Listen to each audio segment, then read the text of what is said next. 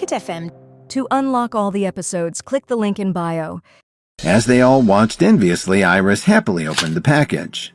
When she pulled out the gift, everyone immediately gasped in surprise. Inside the box was a lustrous green emerald bracelet. This bracelet is beautiful. I hope it didn't cost you too much. Not much, Mom, just about $30,000. Vito, you're more than a son-in-law to me. You're a wonderful young man and a welcome addition to our family. After Iris said this, she gave Dorothy a haughty look. Kevin suddenly put down his coffee and got up to leave the room. Dorothy, why did your son-in-law just leave? Could it be that his tiny little company doesn't allow him to take a day off? A few of the other women heard this and couldn't help but laugh. Just as some of them were thinking of leaving, Kevin came back with a red gift bag in his hand. Before they entered the cafe earlier, he'd already expected something like this would happen. So he texted Adriana and asked her to buy something special for him to present to his mother-in-law. Mom, Lily and I have been married for a long time now, and I've never given you anything decent. This gathering seems like a nice place to present you with something to show you how much you mean to me. How did you find that so quickly, Kevin? Did you just grab it from one of the shops down the street? The room grew silent as she opened the velvet box to reveal a sparkling diamond necklace. Do you like it, Mom? But Dorothy's friend still didn't believe that it was a genuine diamond necklace. How could someone like Kevin afford to buy something so expensive? Just then, one of Dorothy's classmates walked over to her and asked, "May I take a look at your necklace? I just studied jewelry appraisal in college, and I'd be happy to give you my opinion." A few minutes later, the woman raised her head and then gave Kevin a puzzled look. "In my opinion, these diamonds are all real. Judging from the color and size of them, they're all top quality. This necklace has a value of at least $200,000.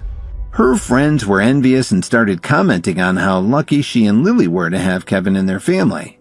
One of them even invited them to visit them at their home. Lily and Kevin left soon after and drove back to Corwin Tower. I'm very curious to know what kind of friend would give you a necklace that's worth over $200,000. Oh, it's just a friend who borrowed some money from me a while back. Lily could tell that Kevin was hiding something, but she didn't want to start an argument. She just shook her head silently. When they returned home, Kevin went to the study and pulled out the box that Dominic gave him and looked at the special blend of supplements. Then he opened one of the books that Officer Emmett had let him borrow and flipped through it. After carefully mixing everything and drinking the entire glass, Kevin sat down on the living room couch. He didn't feel any different at first, but about a half an hour later, he let out a long breath and felt a surge of energy. The next morning, Lily got a call from her family. They were having another meeting. She went down to the lobby and took a taxi to the Jones mansion. Now that the KWTD Corporation has invested $300 million to help us get through this crisis, we only have 40% of our company's shares left. Do any of you have some ideas about what we should do next? My suggestion is to forget about the 60% that we've lost. Let's sell off 10% of the shares we have left.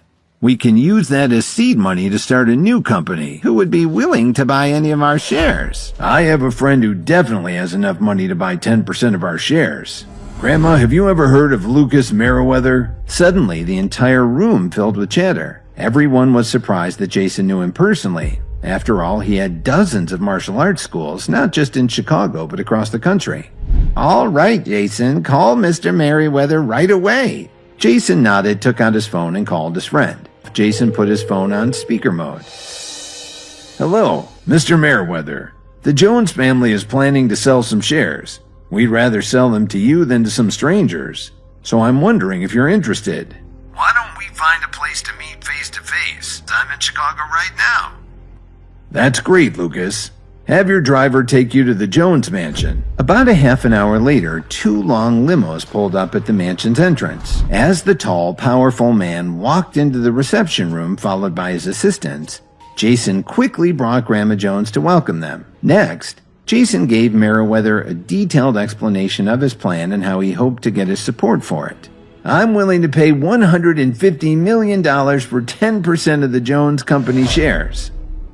This announcement shocked all of them, including Grandma Jones. Grandma had been expecting Merriweather to offer half that amount at most. But I do have one condition.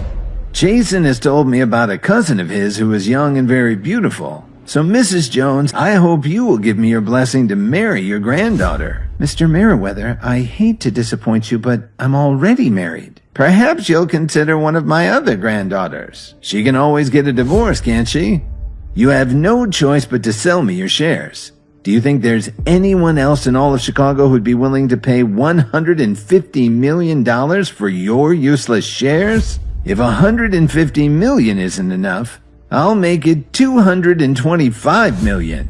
We don't know each other, but I could learn to love you. When he finished speaking, Merriweather grabbed Lily by the wrist. Mr. Merriweather, please let go. Let go of my daughter right now. Everyone else joined in and demanded that Merriweather let Lily go. This was outrageous behavior. Grandma, we can't let the entire family be ruined just to save Lily's reputation. Just as Merriweather was leaning down to kiss her, a powerful hand grabbed his neck from behind. This made him furious. He let go of Lily, and as he turned around, "Get away from my wife!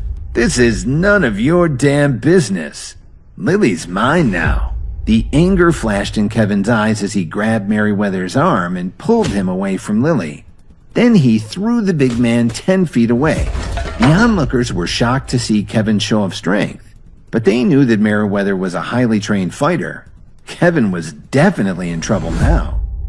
Kevin and Merriweather were fighting right in the main reception room of the Jones mansion. Although Kevin had taught Jason a lesson at Grandma Jones's birthday party, Lily doubted that her husband could beat Merriweather. Lily shouted as she ran to grab her phone and call the police. "This is an emergency. Come to the Jones family mansion right away. There's a terrible fight." While Kevin was holding his fist, Merriweather turned and gave him a powerful kick to the head. Kevin calmly reached out his left hand and grabbed Merriweather by the ankle. When he squeezed his hands together, Merriweather screamed in agony. Then Kevin grabbed Merriweather's hands and feet and threw him onto the ground with a dull thud. Everyone there, including Merriweather's bodyguards, were stunned. Before Merriweather could get up from the floor, Kevin put his foot on the man's chest, pinning him down. "So what were you saying about my wife, you arrogant bastard?" "I apologize. Not to me, to Lily." I'll do it. Just stop hitting me." Kevin turned the big man to face Lily. "Lily, Mrs. Williams, I'm sorry. I should never have done this. Please forgive me." A few minutes later, they all heard sirens approaching the mansion. Officer Emmett walked in, followed by several backup officers. "What's this all about?" "Officer, please help me." She turned to the other officers and asked them to have 2 more cars sent over. She looked at the Jones family standing in a big circle, then pointed at the men sitting on the floor and added, "Take these guys back to the station for questioning."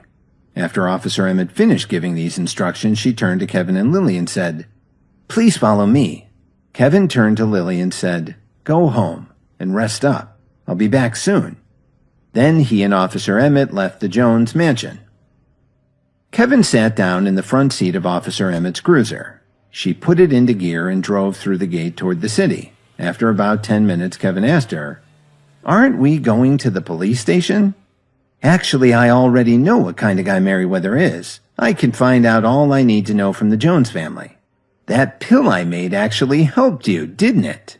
"I really didn't expect it to have such a great effect on me. A few hours after you left, I started to feel fantastic," Officer Emmett said enthusiastically. "If you have one left over, may I have it?" "The supplement has already done its work. Why would you want another one?" "I have a very good friend who needs some help," she explained. "I'm not sure I can help. However, there may be a way for me to help your friend." "How?" "Do you know Dominic Archer?" "You mean you want me to pay for it?" Kevin slowly nodded his head. "As long as your friend is willing to pay, I can do it," Kevin said calmly. "Don't worry, money isn't a problem. My friend is pretty well off." "How do you know Dominic Archer? And how much did he pay for your pill?" "How did I meet him? I'd rather not talk about it. But he didn't pay much, just $500,000. Of course, Kevin knew very well that Officer Emmett's friend would never be able to afford to pay that much. "Let's go to the police station for a statement." "Officer Emmett, I consider us to be friends. In the short time I've known you, we faced a lot together, even fought side by side. I'll just give you the pill." "Really?" Then he took a small bottle out of his pocket and poured the pill out into his hand. "Thank you." Then she quickly took out her phone and called her friend. "Hello? Where are you right now? I've got the pill." Officer Emmett said as she hung up the phone. "My friend is having breakfast at the Whistler Hotel.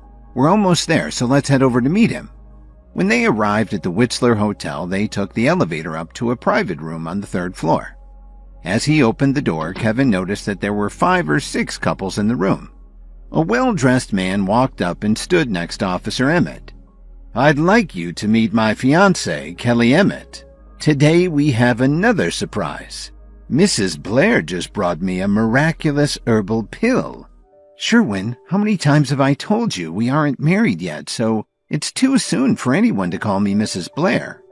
Just then, one of them looked at Kevin and asked abruptly, "Isn't this the guy who married into the Jones family? What's he doing here?" "Can you even afford to eat here? You probably should have stayed at home." "Shut up, Sherwin. Kevin was kind enough to bring you the herbal remedy I was telling you about." Everyone in the room was shocked when they heard that. They really didn't expect Blair's girlfriend to defend Kevin. How could someone like him have any knowledge or skill to make an effective herbal remedy? Before Officer Emmett could respond, Kevin spoke up. "Because Officer Emmett and I are friends, I was going to give you a good price, but now I've decided to increase it by 30%. So what? The only reason Kelly has made any progress is her training and her healthy diet. It has nothing to do with that stupid pill of yours." "Okay, since her progress had nothing to do with me, then I guess I'll leave." "Stop! Who said you could leave without asking for permission?" "Enough! Sherwin, you're hurting my feelings." Just then, the door opened from the outside. 5 or 6 waiters came in carrying enormous trays. They were used to scenes like this and started serving the meal like nothing was wrong. Then she turned to Kevin and said apologetically, "I know this didn't get off to a great start, but can you please stay for the meal? As a favor to me? I'll definitely make sure Sherwin apologizes to you later." "All right, I'll stay." Kevin nodded slightly as he tossed the herbal pill to Officer Emmett. She turned to Blair and said, "Just trust me, okay? Take this." Blair didn't want to risk making her angry again, so he took the pill and swallowed it. "Kevin, at Kelly's request, you're our guest today. The Jones family is on the verge of bankruptcy, so as a favor to Kelly, I can instruct our company to hire you on as a building custodian. Starting salary would be, let's say, $1,500 a month. How about it?" Officer Emmett was embarrassed. She suddenly felt guilty that she'd brought Kevin along.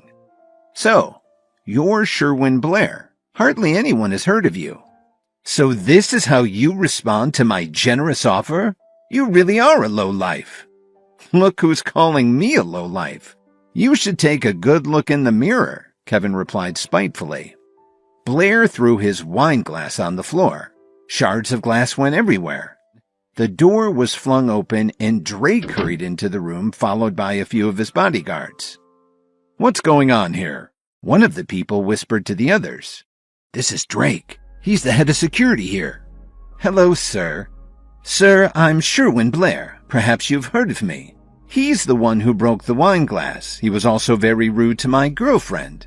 Please, show him the exit for me. Drake, are you really sure you want to do that?" Hi, Kevin here. If you are wondering what happens next, then download the Pocket FM app and listen to the exciting episodes of Insta Empire now with the link in the description. Pocket FM. To unlock all the episodes, click the link in bio.